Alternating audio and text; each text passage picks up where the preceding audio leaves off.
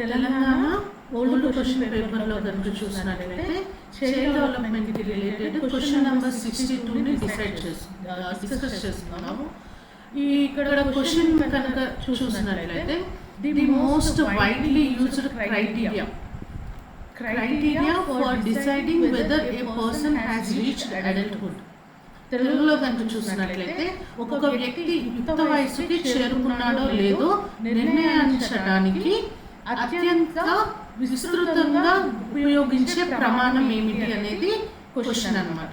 దీన్ని ఆన్సర్ చేయాలి అని కనుక చూసినట్లయితే మనకి అడల్ట్హుడ్ లో ఉన్నటువంటి ఫీచర్స్ గురించి అవగాహన అనేది కలిగి ఉండాలి. అండ్ సెకండ్ కనుక చూసినట్లయితే ఇక్కడ ఇచ్చినటువంటి ఏవైతే మల్టిపుల్ ఆప్షన్స్ ఇచ్చారో వాటి గురించి తెలిసి ఉండాలి. ఫస్ట్ది రోల్ ట్రాన్సిషన్ చూద్దాం.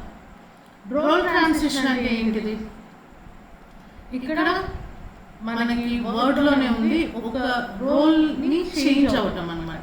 ఏ రకంగా రోల్ ట్రాన్సిషన్ కనుక చూసినట్లయితే ఈ రోల్ ట్రాన్సిషన్ అనేది మనం ఎక్కువగా అడల్ట్హుడ్లో గమనిస్తూ ఉంటాము. ఓకే, మనం కనుక హ్యూమన్ లైఫ్ సైకిల్ కనుక చూసామనుకోండి, హ్యూమన్ లైఫ్ సైకిల్లో కనుక చూసినట్లయితే స్టేజెస్ ఏమేమి ఉంటాయి? ఇన్ఫాన్సీ ఉంటుంది, తర్వాత టాడ్లర్హుడ్ ఉంటుంది,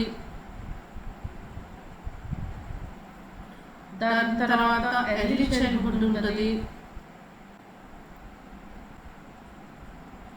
నెక్స్ట్ స్టేజ్ కనుక చూసినట్లయితే చైల్డ్హుడ్, అడాలసెన్స్, దాని తర్వాత వచ్చేటటువంటి స్టేజ్ ని మనం అడల్ట్హుడ్ అని చెప్పేసి అంటాం అన్నమాట. ఓకే, ఇక్కడ మనం ఇది ఒక పక్కన పెట్టుకుందాం. ఇప్పుడు అడల్ట్హుడ్ లో కనుక చూసినట్లయితే ఈ రోల్ ట్రాన్సిషన్ అనేది మనం ఎక్కడ గమనిస్తాము? ఏ స్టేజ్ లో గమనిస్తాము? అడల్ట్హుడ్ లో గమనిస్తాం అన్నమాట. ఇది ఏ రకంగా రోల్ ట్రాన్సిషన్ అవుతుంది అని కనుక చూసినట్లయితే ఎడ్యుకేషన్ అనేది కంప్లీట్ అవుతుంది. దాని తర్వాత ఎవరైతే అడల్ట్హుడ్ లోకి వస్తారో వాళ్ళు కెరీర్ మీద ఫోకస్ చేస్తారు. అదే రకంగా ఫుల్ టైం జాబ్ అనేది చేస్తూ ఉంటారు. దాని తర్వాత లైఫ్ లో ఫ్యామిలీ లైఫ్ లో కనుక చూసినట్లయితే మ్యారేజ్ లోకి ఎంటర్ అవుతారు. వాళ్ళకంటూ ఒక ఫ్యామిలీ కుటుంబం అనేది ఏర్పడుతుంది.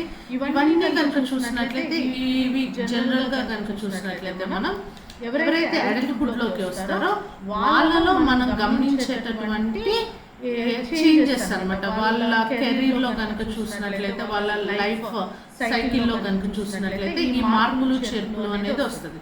అంటే ఏంటిది? ఇక్కడ వాళ్ళ రోల్స్ అనేవి రకరకాల పాత్రలు పోషించడం అనేది మొదలు పెడుతూ ఉంటారు అనమాట. కాబట్టి ఈ స్టేజ్ ని మనం ఏమంటాము అంటే రోల్ ట్రాన్సిషన్ అని చెప్పేసి అంటాం. దాని తర్వాత మిగిలినవి చూద్దాం. తర్వాత సెకండ్ వన్ ఏంటిది? సెకండ్ వన్ కనుక చూసినట్లయితే స్టాగ్నేషన్. స్టాగ్నేషన్ కనుక చూసినట్లయితే స్టాగ్నేషన్ అంటే ఏంటిది అంటే ఎటువంటి ఎదుగు వధువు అట్లాంటిది ఏది లేకుండా ఎక్కడ ఉన్న వాళ్ళు అక్కడే ఉండటం అనమాట. ఎగ్జాంపుల్ కనుక చూసినట్లయితే, ఫర్ ఎగ్జాంపుల్ కెరీర్ కనుక చూసినట్లయితే కెరీర్ లో ఎటువంటి నిర్ణయాలు కానివ్వండి ఏమీ తీసుకోకుండా కెరీర్ కి సంబంధించి ఒక దగ్గర ఆగిపోవటాన్ని కనుక చూసినట్లయితే మనం స్టాగ్నేషన్ అని చెప్పేసి అంటాం. కాబట్టి ఇది డైరెక్ట్ గా అడల్ట్హుడ్ కి నాట్ రిలేటెడ్ అనమాట. కాబట్టి ఇది రాంగ్ ఆన్సర్. థర్డ్ కనుక చూస్తే అండ్ ఇది స్టాగ్నేషన్ ఏంటిది? ఒక స్టేజ్ లో వస్తుంది అని మనం చెప్పలేము అనమాట. అడల్ట్హుడ్ లోనే వస్తుంది అని మనం చెప్పలేము. ఏ స్టేజ్ లో అయినా వచ్చేటటువంటి అవకాశం అనేది ఉందన్నమాట. ఓకే, అడాలసెన్స్ లో రావచ్చు, ఎప్పుడైనా సరే వచ్చే అవకాశం అనేది ఉందన్నమాట. అడల్ట్హుడ్ లోనే వస్తుంది అని ఖచ్చితంగా లేదన్నమాట. Okay, next leadership. లీడర్షిప్ కనుక చూసినట్లయితే లీడర్షిప్ క్వాలిటీస్ ఇది కనుక చూసినట్లయితే మనము ఒక జాబ్ లో కనుక చూసినట్లయితే ఒక ఏమంటారు లీడర్ ఒక టీమ్ కి లీడర్ అయ్యే అవకాశం అనేది ఉంటుంది. లేకపోతే పొలిటికల్ గా చూసినట్లయితే ఉంటుంది. దీనికి కనుక చూసినట్లయితే దీనికి కూడా ఇది అడల్ట్హుడ్ కి డైరెక్ట్లీ నాట్ రిలేటెడ్ అనమాట. కాబట్టి ఇది రాంగ్ ఆన్సర్.